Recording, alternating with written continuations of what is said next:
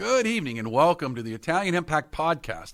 I am your host, Steve Stefano Mancini, and as always, I want to thank you, my listeners, for joining me this week. And, I also want to thank those listeners from all over the world. You hear me say it, I'm going to keep saying it because I'm an appreciative kind of person. I do appreciate the fact that there are literally people from over 20 countries downloading this podcast and tuning in, and that means a lot to me. So grazie mille per I miei ascoltatori in Italia. Thank you for my listeners in Singapore, in Australia, the UK, Canada, Europe. I've even got listeners in Africa. I've got somebody, God bless them, in Russia who's been listening to me faithfully. And I've noticed now that I saw an uptick in listeners from China. So I can honestly say that this thing is global. And to be very blunt, that far exceeded my expectations. With that being said, I would be remiss if I did not do a friendly reminder to all of my listeners that if you had not had a chance to watch the documentary, Fedeltà, Soldier Prisoner, please go check it out. It's on Amazon Prime. I'll call it a one-of-a-kind type documentary. And the reason I say that is the fact that, that was my first foray into filming documentaries. We did it in 2 countries, multiple languages, and, I had the real blessing to talk to a lot of the family members of the actual prisoners, but the story is still alive. And what I mean by that is this year marks the 80th anniversary. So in September, if you've seen the documentary, and if you haven't, please go watch it. You're going to love it. You're going to love it, and you're going to want to make a trip to Chambersburg because the chapel that they built is still there. Some of the other stuff, like the base commander's house from the Second World War, is there. You can go see some of these buildings. They're still there. So you can kind of get a feel for, what was it like during the war. But in September, there's going to be an 80th anniversary reunion because that marks the 80th anniversary of the building of the chapel. And so a lot of the family members are coming back. So mark your calendars for the September 11th, Chambersburg events that's going to be going on, but we're going to do a lot of stuff in the chapel. And I bring that, kind of full circle. I'm then going to be filming that. I'm going to bring a film crew out there, and we're going to capture that 80th, year anniversary of the family members there. And then my ultimate goal will be, maybe later on I tack it on to onto the documentary, or, I just release it as a kind of a freebie. I want people to see this because these family members are so excited to come back to America, to come walk in the footsteps of their fathers. There's a lot of emotion, a lot of memory here. So please, if you haven't seen the documentary, Fedeltà, Soldier Prisoner, it is available on Amazon Prime. Please go check it out. And also, I want to remind a lot of my listeners, especially the folks in the Pittsburgh area or the tri-state area here, I am the honorary consulate now for the Italian government here in the Pittsburgh area. Now, I've been asked, what does that mean? Well, it's sort of an honorary position, but at the same time, I actually do perform functions on behalf of the Italian government. One of the big ones, and I've gotten a lot of calls, and I've already done a few of them, and I'm going to be doing a lot more. Passports, Italian passport renewal. What I can do is your biometrics. So if you're in the Pittsburgh area, I am saving you a trip to Philadelphia. So you don't have to go to Philadelphia to do your biometrics. You can come here. I can also do some witnessing because I have the stamps. So I can do some witnessing on certain documents where, you can sign it and I can be a witness and stamp it, from the honorary consulate. So there are functions that I can do, and I would encourage you. You can go out to the Philadelphia consulate to get my information, or you could send an email to pittsburgh.onorario@esteri.it. That's .it. So it's pittsburgh.onorario@esteri, ESTERI.it. Or you can just go out to the website and, I have all my contact information out there. And for folks that want to get involved with a podcast, or if you have a great guest or somebody, you should talk to this person, have a great story yourself, don't be shy. Send me an email at questions@ItalianImpactWeekly.com. Again, that's questions@ItalianImpactWeekly.com. I would love to hear from you. I do get some emails. I appreciate that. So far, nothing bad. So, clearly maybe I'm not doing things right because I do need some good fan mail and some what I'll call challenging fan mail, which I haven't got. But no, in all seriousness, I want to thank you, my listeners. And I think I do appreciate the fact that people are tuning in. I appreciate the fact that people reach out to me. That means a lot to me. Again, it's not something I ever thought I'd be doing, 10 years ago. So the fact that I'm doing this means a lot. And with that being said, I've also been very blessed to have some wonderful, wonderful guests. And today's guest is no exception. And I'd like to welcome to the show Robert Campana. He is the founder of Stop Italian Sounding Movement. We're going to talk about that. And Robert's in New Jersey, so he's joining me via call. So Robert, how are you? Steve, thank you very much for having me on the show. I'm doing well. And first of all, I'd like to say congratulations on your honorary consul position, also on your documentary, and of course for your work you do with your podcast. You're doing a fantastic job all around. Thanks, Robert. I appreciate it. By the way, on a fun fact, I paused for a minute on you. I almost said Campana, and I was like, don't do it. You said it correctly. I appreciate that. I tell you, I make it a point to pronounce names correctly, especially Italian names, because it's one of these. Robert comes back to the, it's funny because we're going to talk about Stop Italian Sounding Movement, but I would say there's got to be another movement you're going to start called Start Sounding Italian Correctly Movement, because yeah, exactly. People, how people say I'm Italian and then they can't pronounce certain Italian words. And again, I'm not taunting people for not being fluent. It's not easy, especially if you're here in the States and you were born in the States. But I do think, there are just certain things you ought to say correctly if you're going to call yourself Italian. Like especially with food words, that's my thing, food. And if you're saying bruschetta instead of bruschetta or bruschetta is fine. You don't have to have the Italian pronunciation. I get it. Right. Like certain things, It's funny because I wonder, for the folks that are listening, I wonder if you know this, a CH in Italian is a hard sound. Yes. And yes. And a CI is a soft sound. Mm-hmm. So that's why my name is Mancini, not Mancini. That's you American sounders.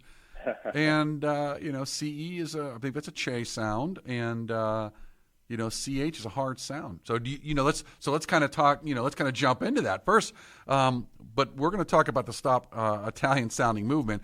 But I would be remiss if I did not begin with, you're in New Jersey. Are you from New Jersey? Yes. Let's talk about your roots first. Yes, so I was born in southern New Jersey. I'm an Italian American. I do have dual citizenship, which I got, I believe, in 2008 or 2009. So I am a dual citizen born in New Jersey of Molise origin. So Molise does exist, the the meme that used to go around, Molise non esiste. Molise is there, believe me, I've been there many times. So growing up, I kind of always had a foot, both in the United States and Italy, so I was kind of exposed to both worlds, if you will. Right. And fast forward to university, I studied Italian language, so Italian and also Spanish as well. I'm currently an Italian high school teacher here in New Jersey. So I've been teaching already for 13 years. And in 2019 and the 2019-2020 school year, I decided to take a sabbatical, so a year off from teaching, and I went to Italy. And I got a master's in international business. And while I was there, unfortunately, 2019, 2020, especially, we all know what happened in the world. The world closed down due to COVID, so I found myself stuck in the apartment. But long story short, having done the master's and having obviously written a thesis paper in order to obviously get the master's, I chose to develop that thesis on the Italian sounding phenomenon. So basically the business of 5 Italian sounding cheeses here in the United States and what their economic impact is on the Italian economy. So I did that whole analysis. And since I had a lot of time on my hands during that time, I believe I did a decent job at analyzing everything. And those 5 cheeses I found out were worth, at the time, over 20 billion euros, which is, I knew it was a lot, but I didn't know it was that much just for 5 cheeses. And then if you take into consideration all of the Italian sounding products, the estimate is over 120 billion euros around the world, of course, not just in the United States. So when I finally made my way back to the United States, first of all, I didn't want to come back because I was in Italy. I had the best food, even though it was a pandemic. I had the best food. I was fine. In fact, where I lived right down the road, there was a place that made fresh gorgonzola, so I couldn't complain. What city were you in? So I studied in Milan, Università Cattolica, but I lived in the province right next to it, Varese, the Provincia di Varese. So, but right there, I mean, the train was directly right to the center of Milan. It was so convenient. But of course, a lot of my time was cut short because of the pandemic. But glass half full, you know. Right. After You were still in Italy. Oh, darn, I'm stuck in Italy. Okay, got it. Exactly. Friends and family were like, well, why didn't you come back? And I'm like, well, I can, but you have the pandemic too. You will get the pandemic if it's not there yet. And I'd rather be, here with food. It's funny because my experience throughout that time was totally different than my families and my friends who were here, because here, nobody could find toilet paper, I believe it was. But in Italy, it was, you remember that? I do, but there was no shortage of toilet paper. People were panicking over toilet paper. I know. I don't get it. I don't understand. In Italy, things were different because people were focusing on food. And I remember in the beginning, there were shortages on yeast and flour, specifically because people were making bread, pizza, like they were trying to survive at home, rightfully so. And of course, all the pasta was wiped clean, except for the penne lisce. So the flat type of penne. They're like, well, they're not worthy of eating, not even during the pandemic. We'd rather have the penne rigate. Somebody must eat it or they wouldn't make it. I mean, come on. Exactly. But I just remember specifically that it was so funny. But I finally made it back home. I was going to say real quick, I do remember one thing during the pandemic, and it's funny you said that because there was a video playing, and it was an Italian guy, an old Italian guy, in the supermarket complaining that there was no spaghetti, and he was like, "This is worse than since the war." And I'm like, it is the funniest video though. He's like complaining people are buying all the spaghetti up. I'm like, oh my god. Oh yeah. Oh my gosh, yes. That's hilarious. It's like, what are we doing with toilet paper? If you got no food, you don't need toilet paper. But there was no shortage of toilet paper. I just didn't understand it. But you don't even need toilet paper to survive. That's the funny part. We need food to survive. There's other ways around toilet paper. I don't know. But I'll tell you what I'm learning is the toilet paper may be more edible than the food we're being fed here in the United States. So. Oh, my gosh. Yeah, you're not lying about that. It's terrible. It is. We really have to read the fine print, and that's basically what part of my work's about. So I did this analysis, came back to the United States, and I didn't want to go food shopping, but I had to, obviously. So I'm sitting in the parking lot of a supermarket. I'm like, you know what? Just out of fun, I'm going to open up an Instagram page, and I'm going to teach people how to recognize real Italian products compared to Italian-sounding ones. So my first post was about Parmigiano Reggiano versus Parmesan, Italian-sounding Parmesan. And that was my first ever one. And from there, just, day after day, post after post, and comments after comments, things started to grow. And now I'm active not only on Instagram, but TikTok and Facebook and all the social medias, YouTube, even though I just put shorts. But my main goal specifically is to teach about the differences between real Italian products versus Italian-sounding products. And people say, why did you call it Stop Italian-Sounding? I don't want to end the production of Italian-sounding products. Stop Italian-sounding could mean stop, is the product you are buying Italian-sounding? Do you know what you're buying? So I'm all for transparency when it comes to food. So that's basically the nutshell of my movement. Now that makes you a good Italian because food is a priority. But let me ask you, what is the biggest word that people think is Italian that's not, or maybe even mispronounced that is Italian? Any general word that people think is Italian that's not Italian, like food related. Let's stay with food for a second. Yeah. Oh God, I mean, I don't know why the first word that pops in my head is gabagool, but gabagool comes from capicola. Capicola. Yeah. There's a reason why they say gabagool, obviously because of the Southern Italian dialects and pronunciation that turned into gabagool. Because that's not even real Italian. That's not an Italian. That's an American. That's an Italo-Americana, right? And that's exactly. And that's one thing that I think a lot of people don't understand. There's a lot of and this is why I think I love what you're doing.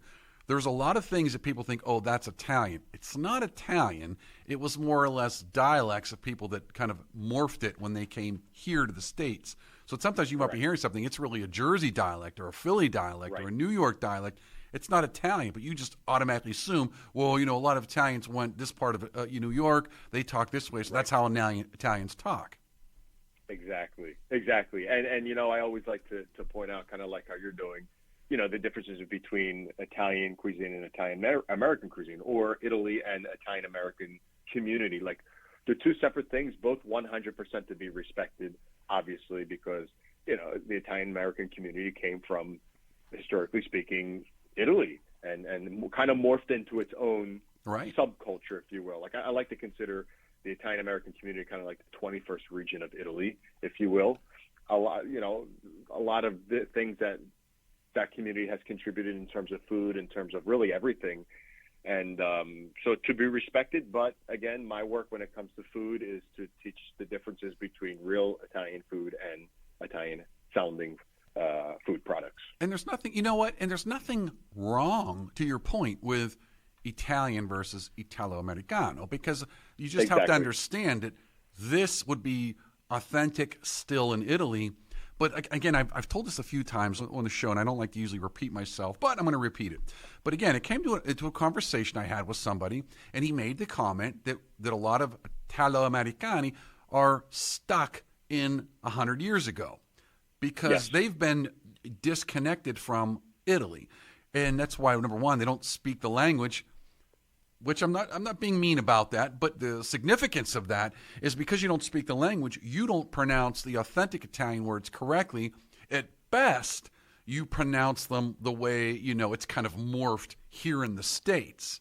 And again, there's nothing wrong with that, but you just have to understand they wouldn't do that or say that in Italy proper. Right. You go to Italy and ask for some gabagool, I don't think they're going to understand. They're probably going to just walk away and say, too much of Sopranos for this guy. Exactly. I think it's just a funny word, to be honest with you. Well, Sopranos really made that word. They did. Because I'd heard of gabagool, but you never really, okay, it's maybe it's a New York thing or whatever. But then now you're watching The Sopranos, and everyone's like, oh, you got the gabagool, and you're like, oh, come on, man. Exactly. You can't help but laugh. Well, but no, I think you're right when it comes to, they're kind of stuck. Italian Americans a lot of times are stuck, in 50 years ago, 100 years ago, and they're kind of, staying with what they were brought up with and learned, and kind of never really modernized, if you will, especially when compared to other cultures here in the United States, like the Spanish-speaking community, for example. The Spanish that is passed down to their kids is Spanish that's still spoken in Spanish-speaking countries today. You know what I'm saying? So right. It's not, which is also not quite totally the same, depending on where you're from. Right. Of course. Right. So they pick it up. All right, folks, I'm going to be right back. Let me just pay the bills really quickly. Thanks to Greater Pittsburgh Travel. For any of your travel needs, let Tom and the team at Greater Pittsburgh Travel know, and they'll take care of you. For more information, call 412-331-2244 or visit their website at www.greaterpittsburghtravel.com. For all of your plumbing needs, be sure to try Palucci Plumbing. Nick and the team have decades of experience and will get you back up and running. For more information, call Palucci Plumbing at 412-782-5050. And we want to thank the Calabria Club of Pittsburgh. If you're interested in learning more, you can find their contact information on Facebook at Calabria Club of Pittsburgh. Again, thanks Domenica and the team at the Calabria Club of Pittsburgh for your support. And we want to thank La Scuola d'Italia Galileo Galilei, the only nonprofit school in Pittsburgh endorsed by the Italian Consulate. If you're interested in learning Italian or have your children being immersed in the Italian culture and language, be sure to give them a call at 412-404-7070. And that's La Scuola d'Italia Galileo Galilei. We'd also like to thank Chris Gonzalez from the Knights of Columbus. If you have any questions about joining the Knights of Columbus, reach out to Chris Gonzalez at 412-605-9074. All right, welcome back. Robert, stop Italian-sounding movement. Let me ask you another word. Since we're talking about funny words, I broached The Sopranos, Stugotz. Let's talk about that. Is that Italo-Americano, Italian? Italo-Americano. Okay. What is it derived from? I even feel weird saying it. Stoccazzo. Questo stoccazzo. Cazzo's a bad word in Italian. Right. It's, yeah. That's okay. It's an Italian, and we're on a podcast, so we can say it. Yes, that's true. Yeah. As a teacher, I'm always hesitant to say. Oh, I get you. say that type of stuff. That's where it comes from. Yeah. So it's again. there are a lot of words out there that people say. Yeah, like we said before, gabagool and stugazzo, stogazzo, questo stogazzo. There are many of them. I can't think of any more. Chooch is another one, a big one. Chooch, yes. Chooch. Oh, that's a good one. Chooch, yeah. Chucho donkey. Right. It comes from It comes from a legitimate word, but again, it's been morphed. Right. And you know what? It is funny that you said something before the break about the Spanish piece, because Italians really are one of the I don't want to say cultures, whatever term you want to use, that was really kind of denied itself when they came here. For a lot of years, They didn't pass it down. And again, I don't think people appreciate the ramifications of that, because you basically cut that branch off the tree, let's say the Italian. And now, if you have Italians that have been speaking Italian, I guarantee you their family came over here in the 50s. But the ones who came over here in the 20s, maybe into the 30s before, they didn't pass that language down. So you can actually tell by who speaks Italian from growing up in the house. Say somebody's in their 50s, 60s, 70s that speaks Italian when their family came here, versus somebody that's in their 50s, 60s, 70s that doesn't speak Italian when their family came here. Right. Yeah, you could definitely tell. And I was kind of fortunate growing up. So I'm third generation, I guess. My grandparents on my mom's side were born in Italy. They came here and they passed down the dialect to my mom. And growing up, I always heard, I was kind of exposed to that through my mom, and I would hear my mom speak with my grandparents, and that kind of lit the flame, the Italian language desire, and specific for that. So I owe it to them. And but I'm very fortunate. And so you learned though, the Italian, but you learned at a younger age, or just. Well, no, I didn't learn Italian the way I speak it now. That I learned in school. I took in high school and then university, and then traveled to Italy many times. But I grew up exposed to it, never able really to speak it. Right. I knew all the Italian American words. Those were pretty easy. Like we said, chooch, for example, or I may have used a few of those. Yeah. We have all these words, and you think they mean one thing, but chucho really means donkey, or we would say like cidrul, like citriolo comes from means cucumber, but you call it somebody who's like sitting there like they don't know what they're doing, like an idiot kind of. Right. So we came up with all these words, and they all have meanings now that I went back to go study it. But I had that desire because I wanted to know what they were saying. But it was kind of a pride thing too, because I think a lot of Italian Americans are so proud of being quote unquote Italian, but like you said before, they can't really speak it. So if I'm proud of being Italian, I at least want to know what my heritage entails, what the language is that's spoken, how to speak it, how to do things properly, while also respecting my Italian American side the same time, which is very possible. And let me kind of build on that a little bit, because I want to ask you your opinion. I've had people tell me, and I mean, honest, good people have said, why do you care? Doesn't matter. What do you care? What do you tell people like that? Why do I care? Why do I care about my heritage? Yeah. Why does that matter? I think because it's a cultural identity. I feel like I care because it gives me a sense of belonging. I feel like I'm part of a bigger picture. I feel like I said before, cultural identity is a big part. I feel that behind the Italian culture and heritage, there's 1,000 years of history. There's this great, immense culinary history and traditions and food products, while at the same time also innovation. And there's so many things that the Italian heritage represents. And if I am saying that I am that, I want to know about it. So that's the reason why I personally care. No, that's a good point. And I don't think, I think if people don't pay attention, or really understand history, they definitely don't understand the present. I'll give you kind of a couple of good examples. Just things like our calendar. Why our calendar? Why is August? Right. And a lot of people don't know that. And then you talk about politics, and you hear words like, people throw like, oh, it's Machiavellian. What do you mean by that? Right. Machiavelli. Yeah. Right. So what or the fact that there's still references to like Dante's Inferno. Why does that matter? Right.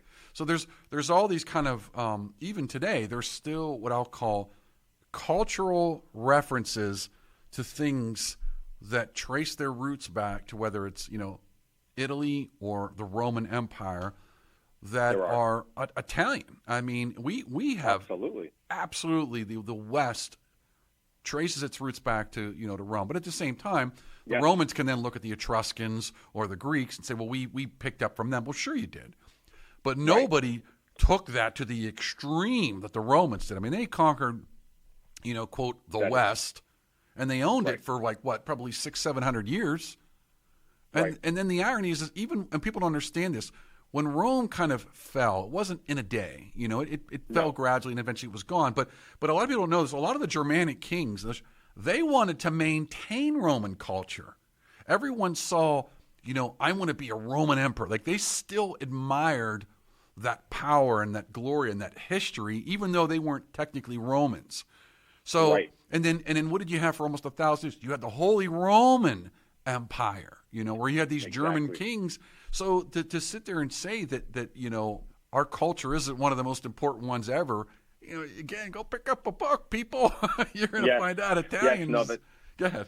Very, very, very important. It's shaped, like you said, basically modern Western civilization. I mean, we just look at how government is run. Just like the concept of a Senate, Senato. Right. I mean, that's Roman. That's PQR. Yes, exactly.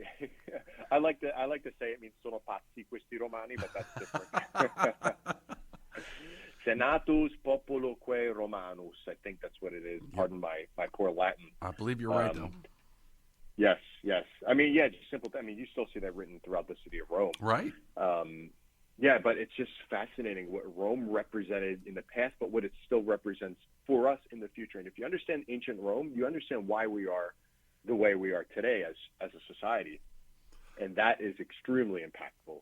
And that's funny you say that, because, and I'll get a little bit political here, and I try and stay away from politics, but I think what you see is this, again, I'm going to use a word delicately here, but you see a quasi-invasion of, quote, the West from what I'll call non-Western cultures, and they don't mix. And again, I'm not getting into the whole thing. And the reason they don't mix is because what the West doesn't remember or understand is where their roots come from thousands of years ago. Even areas of North Africa and the Middle East understand that because they were under the Roman Empire.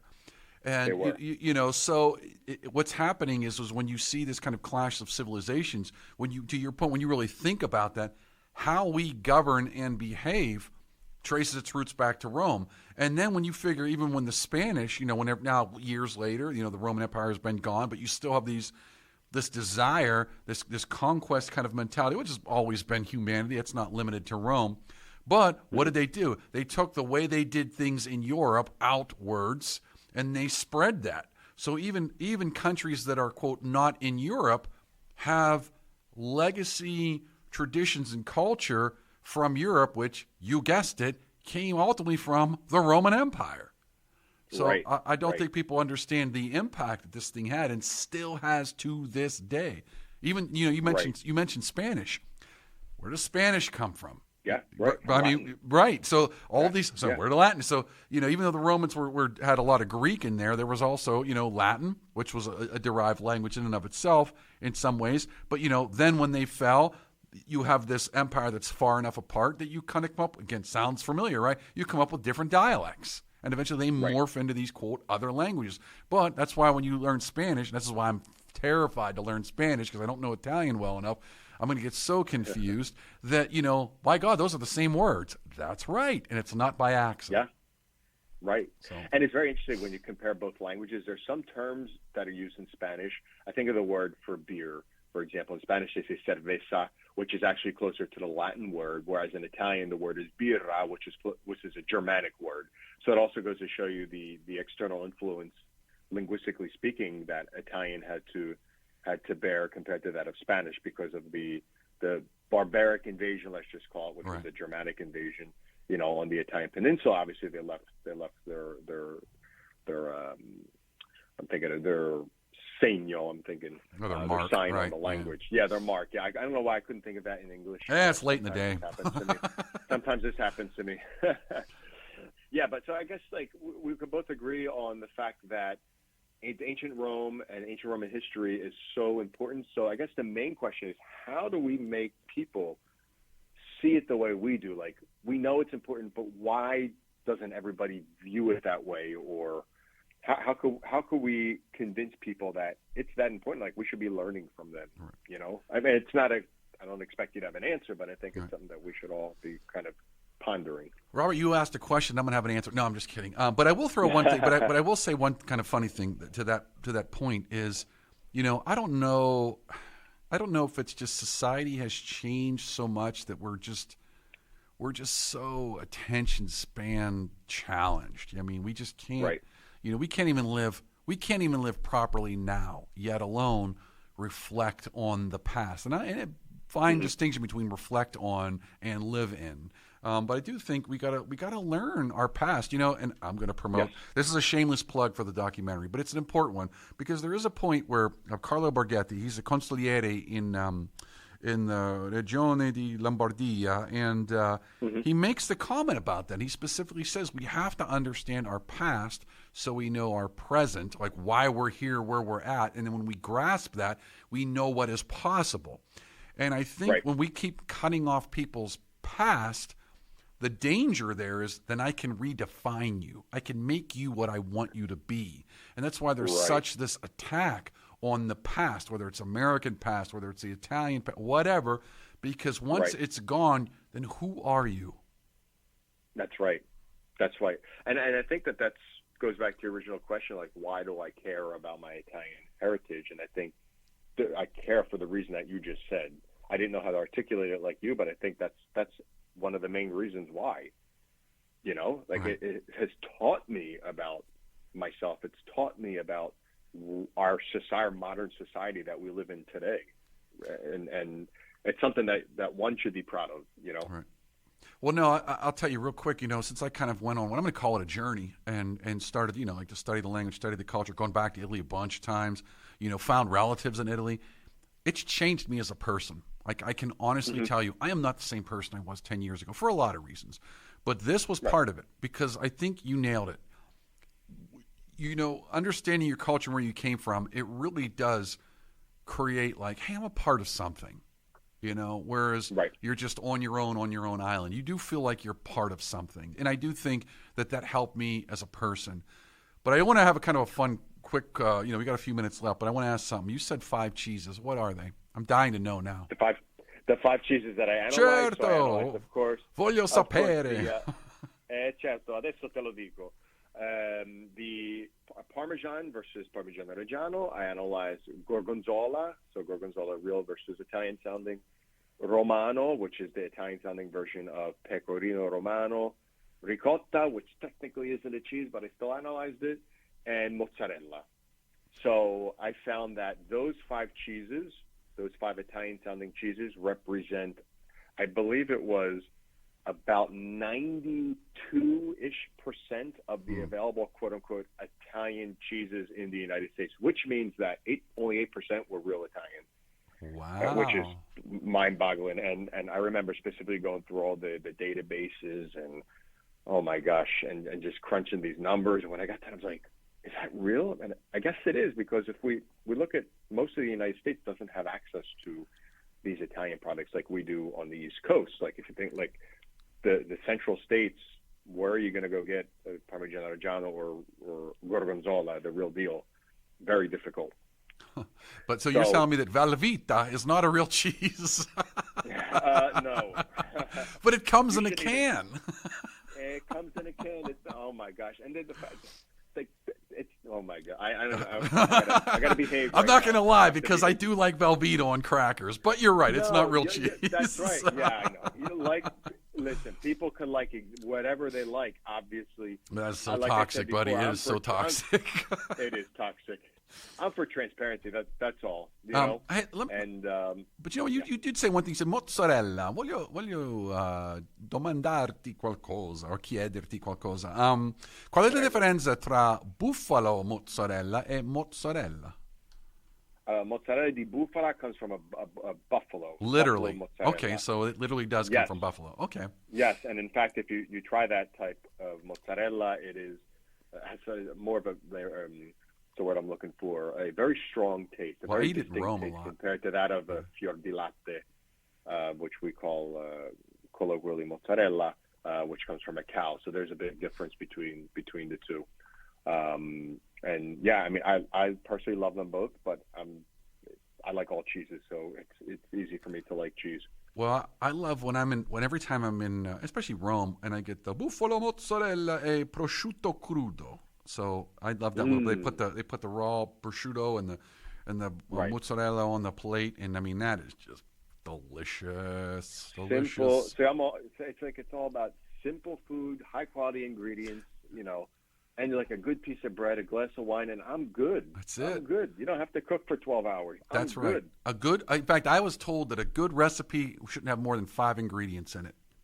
Bravo, bravissimo. I say like 6 ingredients, if you will, and you're 100% correct with that. If you see the ingredient list for a recipe, it's like add this, then this, then this, then this is like, right. And you're just making a simple pasta dish. Oof. Well, that's right. I think twice about that. But and kind of ironic though, as we're kind of learning here in America over the last probably year or so, what's been pumped into our food, and you think you're getting I'll just kind of jokingly say something, you're getting bread. And there's like 50 ingredients. You're like, this is bread.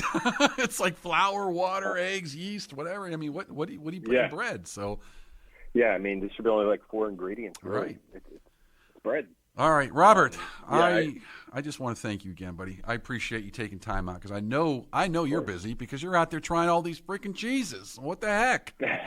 So I'll try them for you. Don't worry. Grazie mille. Oh, and it's grazie for the nostri ascoltatori, not grazie. So, but I want to. I mean, we're going to do it right, buddy. We're going to do it right. But I do want to ask you, where can we follow you and learn more information? Because I know people are going to be interested now. So I'm all over social media, Instagram, TikTok, Stop Italian Sounding. All you have to do is go to those platforms and look up Stop Italian Sounding. I also have a website, but most of my work's on the social media pages. My website is Stop Ita Sounding. That's stopitasounding.com. But again, I suggest you go instead to the social medias because you're going to get a bunch of videos. You're going to get a lot of good stuff. Awesome. So it's fun. I like it. I appreciate it, man, and I enjoyed the conversation. I can't lie, buddy. I like to eat, and the better the food, the more I like to eat, and my belly will be a witness to this. But Robert, again, I want to thank you. I want to thank you again for taking time out. I always appreciate my guests, and I always want to thank my listeners. The fact that people tune in means something to me, so you are greatly appreciated. Robert, the fact that you took time out of your schedule to join me today and have a fun conversation means something to me. So thank you all very much. Robert, any final thoughts? Well, I just want to thank you, of course, for having me on the show. This was a very fun conversation. I like the fact that we spoke about history as well, because it's not always that I get to talk about history when I'm on a podcast or a show, and I appreciate that because that helps form even food, for example. So thank you very much, and best of luck to everything that you're involved in too. So awesome, complimenti and in bocca al lupo. Crappy, Robert, wait a minute. Before we leave, I want to make this known to our listeners because I tell you what, I still hear people say grazie. Why don't you explain cosa significa bocca al lupo?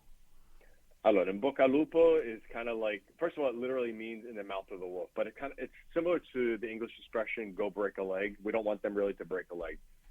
So it's a way to wish them good luck. In bocca al lupo, in the mouth of the wolf, we then reply with crepi, which is literally coming from the verb crepare, like to die, and crepi is a wish that the wolf dies, I guess, so you could get out of that mouth of the wolf. I guess that's what it is. So, sí, perfecto. Yes. Oh, that's awesome, Robert. Bocca al lupo, crepi. All right, awesome. And folks, see, you just learned something, so we appreciate you. Now you can go out to your friends when they're about to do something, say, bocca al lupo, and they're going to say, thanks. You're going to go, no, crepi. And by the way, don't say grazie to an Italian when they say bocca al lupo. No, so that's a whole other thing. Robert, thank you very much. Listeners, grazie mille per tutto. And for my listeners all over the world, thank you very much. I'm going to learn to say thank you in about 30 different languages. So we'll see you again next week. In the meantime, you have a blessed and wonderful and safe week. You take care, everyone.